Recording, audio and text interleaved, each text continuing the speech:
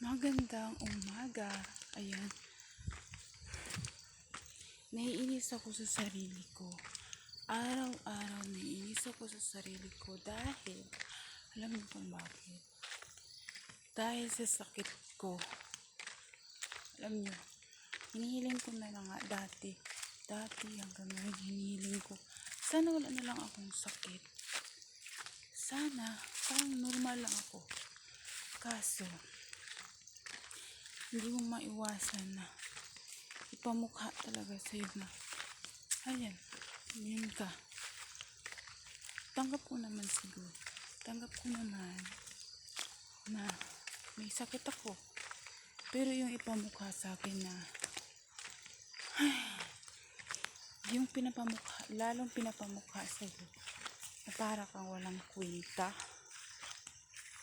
Mas masakit pa yung sa sakit.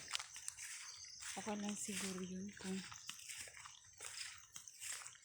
sabi ko nga, sana matay na lang ako nung nagkasakit ako nun, o kaya nung inoperahan ako, sana namatay na lang ako dun para siguro okay na ang lahat.